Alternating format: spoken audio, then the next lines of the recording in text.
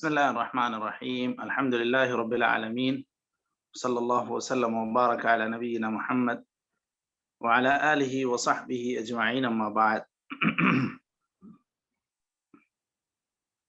ہم لوگ عمدۃ الاحکام للامام المقدسی اس کتاب کو پڑھ رہے ہیں، اور اس میں ہم لوگ آج کتاب الاطعمہ پڑھ رہے ہیں۔ کتاب الاطعمہ میں ہم لوگوں نے کل یعنی گزشتہ حلقے میں حلقہ نمبر 126 میں ہم لوگوں نے 3 حدیثیں پڑھ لی تھیں۔ آج مزید بقیہ حدیثیں پڑھنے جا رہے ہیں۔ جی شیخ شروع کریں۔ حضرت جابر بن عبداللہ رضی اللہ عنہ سے نحمده ونصلي على رسوله الكريم، أما بعد. وعن جابر بن عبد الله رضي الله عنهما أن النبي صلى الله عليه وسلم نهى عن اللحوم الحمر الأهلية وأذن في أكلنا زمن خيبر الخيل وحمر وحشي، ونهى النبي صلى الله عليه وسلم عن الحمار الأهلي. وعن عبد الله بن أبي أوفى رضي الله عنه قال: أصابتنا مجاعة ليالي خيبر، فلما كان يوم خيبر وقعنا في الحمر الأهلية فانتحرناها، فلما غلت بها القدور نادى منادي رسول جی لام کو شدہ نہیں ہے، لام کو صرف فتحہ، فلما غلط فلما غلت بها القدور نادى منادي رسول الله صلى الله عليه وسلم أن أكفئوا القدور ولا تأكلوا من اللحوم الحمر الأهلية شيئا. وعن أبي ثعلبة الخشني رضي الله عنه قال: حرم رسول الله صلى الله عليه وسلم لحوم الحمر الأهلية. وعن ابن عباس رضي الله عنهما قال: دخلت أنا وخالد بن الوليد مع رسول الله صلى الله عليه وسلم بيت ميمونة، فأوتي بضب محنوذ. کیا شیخ صحیح ہے؟ محنوذ.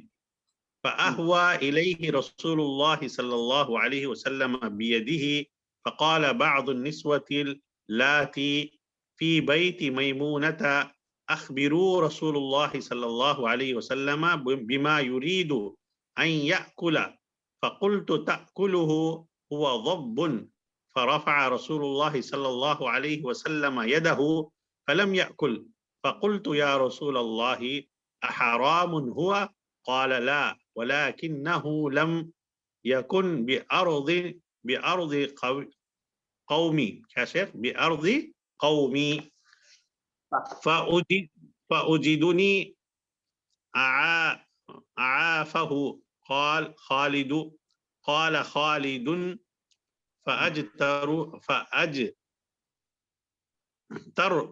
فأجتررته. کیا شیخ؟ فاجتررته جی فاجتررته فأكلته والنبي صلى الله عليه وسلم ينظر إلي. المحنوذ المشوي بالرصيف وهي الحجارة المحامة. وعن عبد الله بن أبي أوفى رضي الله عنه قال: غزونا مع رسول الله صلى الله عليه وسلم 7 غزوات نأكل الجراد.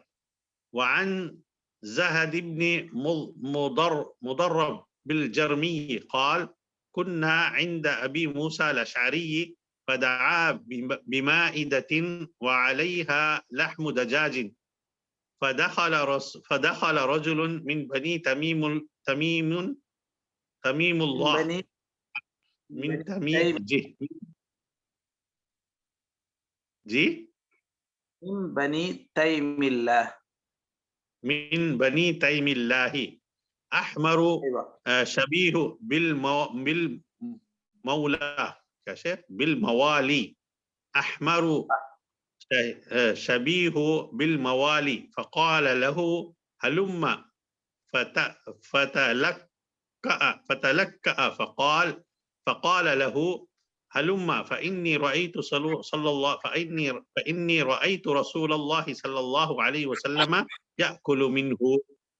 وعن ابن عباس رضي الله عنهما أن النبي صلى الله عليه وسلم قال إذا أكل أحدكم طعاما فلا يمسح يده حتى يلعقاه أو يلعقاها. جی حتى يلعقها بس اتنا ہی ہے، او یلعقها بھی بعض روایتوں میں ہے. ٹھیک. صلی اللہ تعالی علی خیر خلقہ سیدنا محمد وعلی آلہ وصحبہ اجمعین. چلیے بسم اللہ الرحمن الرحیم. الحمد للہ رب العالمین وصلی اللہ وسلم وبارک علی نبینا محمد وعلی آلہ وصحبہ اجمعین. اما بعد، ہم لوگ عمدۃ الاحکام للامام المقدسی اس کتاب کو پڑھ رہے ہیں، اور اس میں ہم لوگ کتاب الاطعمہ پڑھ رہے ہیں. طعام کی جمع ہے اطعمہ. مختلف قسم کے کھانے یا کھانے میں جو چیزیں کھائی جاتی ہیں ان ساری چیزوں کا تذکرہ ہے، جیسے حمار وحشی ہو گیا، ضب ہو گیا، ارنب ہو گیا، اس کے علاوہ دجاج ہو گئی. تو یہ ساری چیزوں کا تذکرہ ہے. باقی جو چیزیں متعدد عربوں کے ہاں مستعمل تھیں، جیسے بکری ہے اور اسی طرح اونٹ ہے، تو اس کا خاص طور پہ یہاں پر ذکر نہیں کیا، کیونکہ یہ ساری چیزیں تو معمول کے مطابق جاری بھی تھیں، اور قرآن کریم میں نصوص سے وہ ساری چیزیں واضح بھی ہیں. اب یہاں پر سب سے پہلی چیز جو ہم لوگوں نے اس حدیث میں پڑھی ہے آج، حضرت جابر بن عبداللہ رضی اللہ عنہ کی حدیث میں، کہ نبی کریم صلی اللہ علیہ وسلم نے پالتو گدھوں کے گوشت سے منع کیا اور گھوڑوں کے گوشت کی اجازت دی. مسلم کی روایت ہے، ہم نے خیبر کے دنوں میں گھوڑا کھایا، پھر جنگلی گدھا کھایا. آپ صلی اللہ علیہ وسلم نے اسی دور میں پالتو گدھے سے منع کیا. تو یہ ساری چیزیں بتلاتی ہیں کہ آپ صلی اللہ علیہ وسلم نے پالتو گدھا کھانے سے منع کیا تھا اور جنگلی گدھا کھانے کی اجازت دی تھی. اب مزید اس میں 2-3 حدیثیں ایک ساتھ ذکر کر کے ہم لوگ بات مکمل کر لیتے ہیں، کیونکہ تقریباً سبھی حدیثوں میں ایک ہی جانور کا ذکر ہو رہا ہے، بات مکمل ہو جائے گی.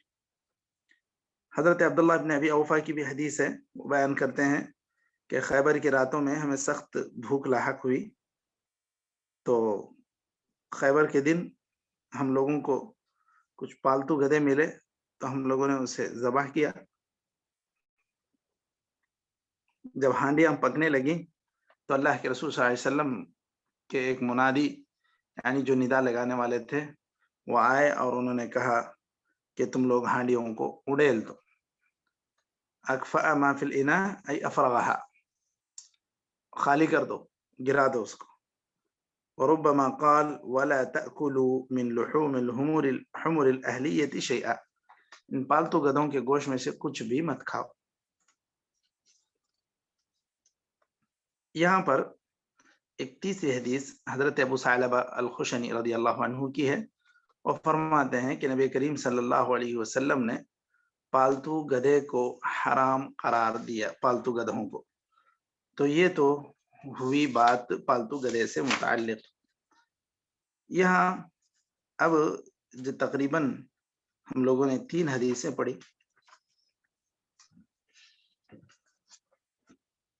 اس کے اندر جو مسائل مستنبط ہو رہے ہیں ان کا ہم لوگ سرسری پہلے تذکرہ کر لیتے ہیں، پھر اس کے بعد کچھ اور بات جو مختلف ہی ہو اس کا ذکر کر لیتے ہیں. سب سے پہلی بات اس حدیث سے یہ معلوم ہو رہی ہے کہ پالتو گدھے کھانا حرام ہے. پالتو گدھے یعنی جو خاص کر انسانوں کے کام کرتے ہیں، بوجھ اٹھاتے ہیں، سواری کے بھی کام آتے ہیں، تو انہیں کو پالتو گدھے کہا جاتا ہے، جو انسانوں سے مانوس ہوتے ہیں.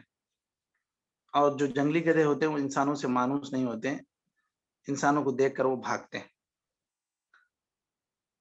اس کے بعد اس کے علاوہ اس حدیث سے جو بات معلوم ہو رہی ہے کہ اس کو جو آپ صلی اللہ علیہ وسلم نے کھانے سے منع کیا، تو یہ اس وجہ سے کہ یہ نجس ہے.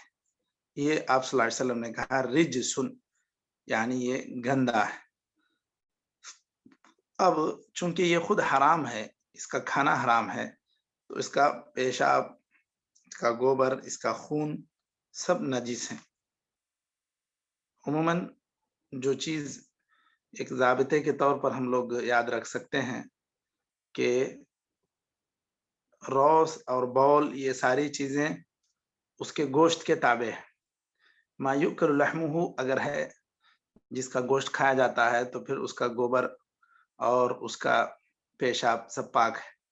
اچھل جائے اس کا قطرہ تو پھر نجس نہیں ہو جائے گا کپڑا اور نہ ہی بدن. جیسے آپ مسجد پہنچ رہے تھے، کوئی گائے پیشاب کر رہی تھی، اس کا چھیٹا اچھل گیا، تو اس کی وجہ سے آپ کا کپڑا نجس نہیں ہو جائے گا.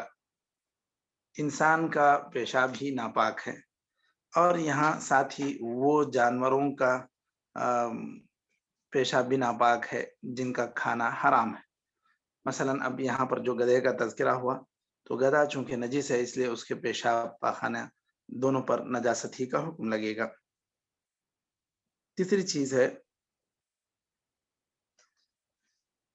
کہ گھوڑوں کا گوشت حلال ہے، اچھا ہے. اور اس کے تعلق سے جن لوگوں نے یہ کہا کہ وہ درست نہیں ہے، کھانا اس کو صحیح نہیں ہے، انہوں نے کہا والخیل والبغال والحمیر لترکبوها وزینہ.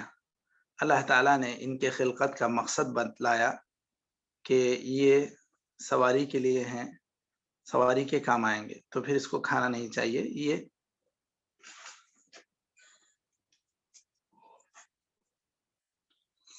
امام ابو حنیفہ رحمۃ اللہ علیہ کا یہ موقف ہے، جبکہ جمہور کا قول یہی ہے کہ گھوڑا کھانا یہ حلال ہے. اس سے کوئی فرق نہیں پڑتا کہ اللہ تعالیٰ نے اس کو سواری کے لیے پیدا کیا اور کوئی انسان اس کو کھانے کی طاقت رکھتا ہے، یعنی اس کی چونکہ اگر قیمتی ہے خرید کر اس کو کھا سکتا ہے تو کھا لے، کوئی مسئلہ نہیں. کیونکہ خود کئی ایک حدیثوں میں صحابہ نے کھایا، اس کا تذکرہ موجود ہے. اور یہ جمہور کا موقف.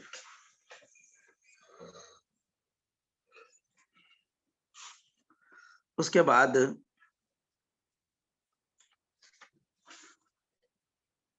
یہ جمہور جو یہ کہتے ہیں کہ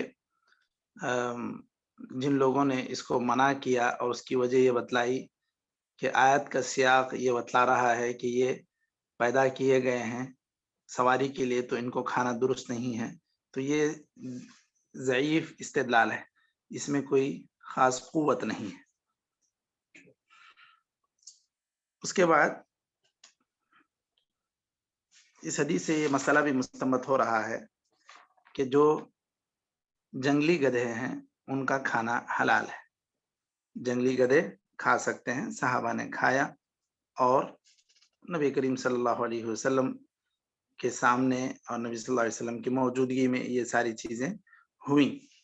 تو حمار اہلی منع ہے، حمار وحشی اجازت ہے، وہ حلال ہے. ٹھیک ہے مشائخ، بات واضح ہو گئی اس تعلق سے.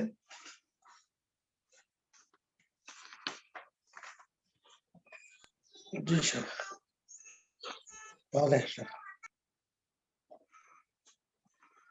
جی چلے. اس کے بعد اب جو حدیث ہم لوگوں نے اس کے بعد والی پڑھی ہے 379 ہمارے پاس نمبر ہے، آپ لوگوں کے پاس شاید 470 نمبر ہے. حضرت ابن عباس رضی اللہ عنہما کی حدیث ہے. وہ بیان کرتے ہیں کہ میں اور خالد بن الولید نبی کریم صلی اللہ علیہ وسلم کے ساتھ داخل ہوئے حضرت میمونہ بنت الحارث کے گھر میں. تو فأتی بضب محنوذ، ضب محنوذ لایا گیا، مطلب یہ کہ بھنا ہوا گھوڑ پوڑ لایا گیا. قرآن کریم میں جو فجاء بعجل حنیذ جو ذکر کیا گیا ہے وہی فعل بمعنی مفعول ہے. تو فجاء بعجل حنیذ یہاں پر یہ ضب محنوذ ہے، برابر اس میں مفعول ہے. تو اس طرح جو ضب یا جو بھی جانور گرم پتھروں کے درمیان اس کو بھونا جاتا ہے، گرم پتھر سے اس مدد لے کے اس کو بھونا جاتا ہے، تو اس کو کہا جاتا ہے ضب محنوذ. تو ایسا ہی نبی کریم صلی اللہ علیہ وسلم کے گھر میں ایک بھونا ہوا گھوڑ پوڑ پیش کیا گیا. آپ صلی اللہ علیہ وسلم گویا کہ ہاتھ بڑھا رہے تھے اس کو کھانے کے لیے. تو ازواج مطہرات نے کہا اللہ کے رسول صلی اللہ علیہ وسلم کو پہلے بتا دو کہ یہ کس چیز کا گوشت ہے، کیونکہ وہ ہو سکتا ہے اس چیز کو کھائیں یا نا پسند کریں، یا آپ صلی اللہ علیہ وسلم کو اطلاع کم سے کم ہو جائے. جب نبی کریم صلی اللہ علیہ وسلم سے کہا گیا، بتلایا گیا کہ یہ تو ضب ہے، آپ کھائیں گے، تو آپ صلی اللہ علیہ وسلم نے اپنا ہاتھ اٹھا لی اور کہا، جب آپ نے ہاتھ اٹھا لیا تو پوچھا گیا کہ اللہ کے رسول کیا یہ حرام ہے؟ آپ نے کہا یہ حرام تو نہیں ہے، لیکن چونکہ ہمارے علاقے میں یہ نہیں پایا جاتا تھا، مجھے عجیب لگتا ہے، یا میں اس کو اچھا مجھے گویا کہ طبیعت اس سے کتراتی ہے، میں اس کو پسند نہیں کرتا ہوں. تو آپ صلی اللہ علیہ وسلم کی طبیعت کے اعتبار سے، چونکہ آپ کی طبیعت اس کو نہیں مان رہی تھی، اس اعتبار سے آپ صلی اللہ علیہ وسلم نے نہیں کھایا. وہاں پر حضرت خالد بن ولید رضی اللہ عنہ تھے، انہوں نے کہا فاجتررته فاکلته، میں اپنی طرف اس کو کھینچا لیا اور میں نے کھا لیا. نبی کریم صلی اللہ علیہ وسلم مجھے دیکھ رہے تھے.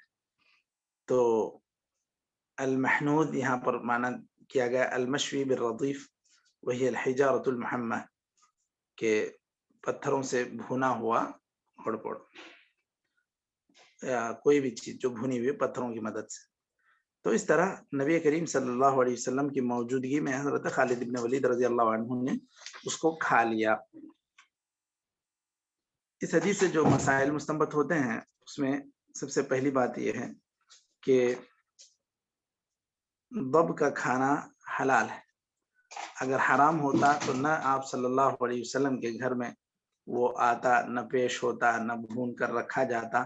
تو اس طرح اس سے خود یہ معلوم ہوتا ہے کہ یہ حلال ہے، اور مزید اس کی تاکید اس بات سے ہو جاتی ہے کہ حضرت خالد بن ولید رضی اللہ عنہ نے نبی کریم صلی اللہ علیہ وسلم کی موجودگی میں اس کو استعمال کیا، کھایا. اچھا، یہاں پر ایک چیز کہ نبی کریم صلی اللہ علیہ وسلم کو ایک چیز ناپسند ہے، تو پھر کیا وہ چیز حلال ہے یا نہیں ہے مشائخ؟ ناپسند ہے نا شیخ، حلال تو ہے. اس حدیث سے تو جو ہے نا حلال معلوم ہو رہا شیخ. جی بالکل.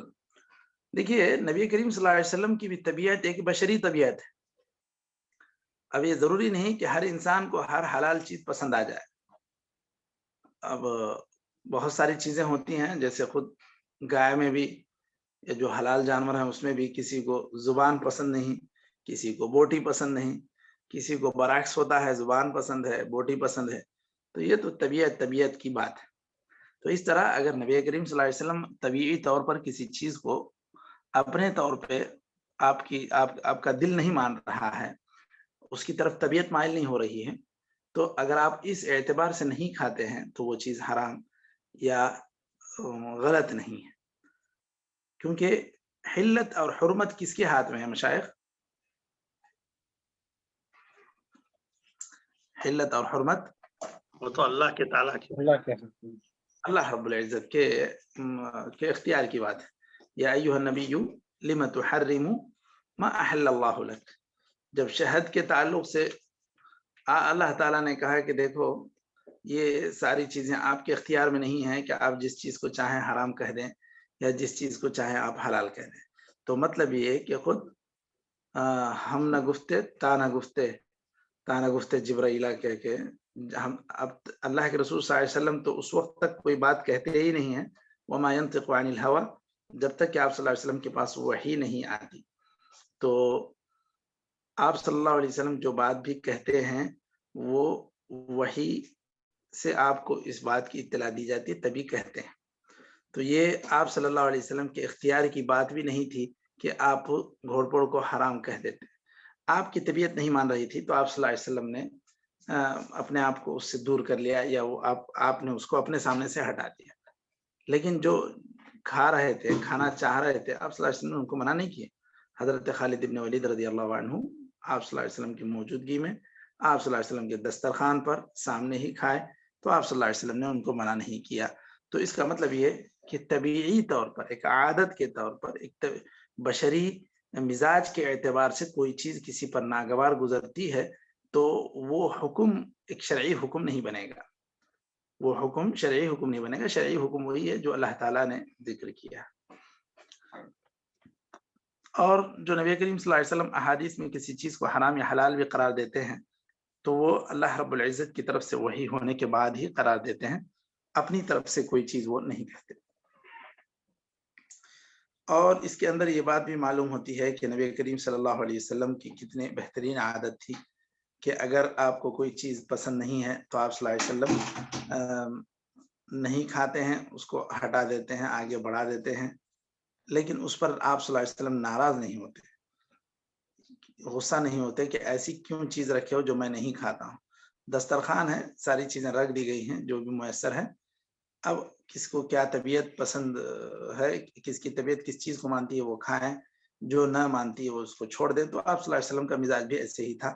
آپ صلی اللہ علیہ وسلم نے نہ اس پر عیب لگایا اور نہ کچھ کہا. اور اس میں یہ بات بھی معلوم ہوتی ہے، یہ مسئلہ بھی معلوم ہوتا ہے کہ آدمی اگر کسی چیز کا عادی بن گیا ہے، وہ اس چیز کو نہیں کھاتا ہے تو اس کو زبردستی بھی نہیں کی جانی چاہیے کہ نہیں آپ اس کو استعمال کرو، آپ اس کو کھاؤ، آپ اس کو چھوڑو. تو یہ ساری چیزیں دسترخوان کے آداب میں سے ہیں کہ کوئی چیز کسی کو پسند نہیں ہو تو زبردستی اس کو وہ نہ کھلائی جائے.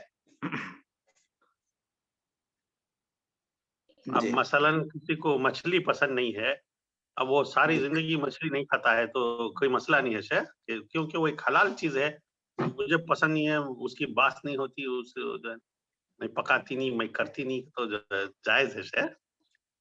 جائز ہے، کوئی مسئلہ نہیں ہے. اس طرح اگر کسی کو وہ پسند نہیں آ رہی ہے، اس کا کام دھام، اس کی صفائی، اس کی وجہ سے جو مطبخ میں بدبو، گھر میں بدبو یا ایسی کوئی بات ہوتی ہے تو وہ چیز ان کو کسی کو پسند نہیں آتی ہے تو کوئی مسئلہ نہیں کہ وہ نہ کھائیں. ایسے اسلام نے جو کچھ حلال کیا ہے، اس میں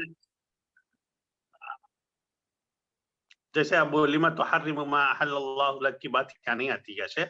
اللہ تعالیٰ نے تو مچھلی حلال کر رکھی ہے. نہیں، مچھلی حلال کر رکھی ہے لیکن کھانا واجب تو نہیں قرار دیا ہے. جی جی، جزاک اللہ خیر شیخ، جزاک اللہ، بہت بڑا مسئلہ حل کر دیا شیخ، جزاک اللہ خیر. اللہ عزت خیر. یہاں پر آپ عربوں کو بھی آپ دیکھتے ہیں کہ گھر عموماً کا مسئلہ لگ رہا ہے. شیخ علیم بھوری بھاپ گئے ہیں ماشاء اللہ. وہ عربوں کو بھی آپ دیکھتے ہیں کہ وہ لوگ گائے کو نہیں عموماً نہیں کھاتے ہیں، گرچہ کہ وہ حلال ہے. اب یہاں یہ لوگ، ان کو عادت پڑی ہوئی ہے اونٹ کی یا بکرے کی تو پھر یا مینڈے کی، تو یہ اپنی طبیعت کے اعتبار سے جو کھائیں جو چھوڑیں کوئی مسئلہ نہیں.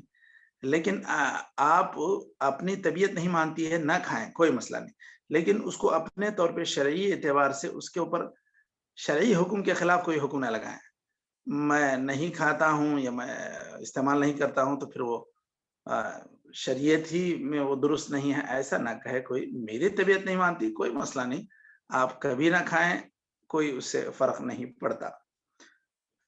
تو جتنی بھی چیزیں اللہ تعالیٰ نے حلال قرار دی ہیں وہ کھانا واجب نہیں ہے. اب کسی کی طبیعت ہو سکتا ہے گوڑ پوڑ پسند نہیں کرتی تو اب اس کے لیے بھی وہ کھانا ضروری نہیں ہے، بس وہ چاہے تو کھائے چاہے تو چھوڑ دے.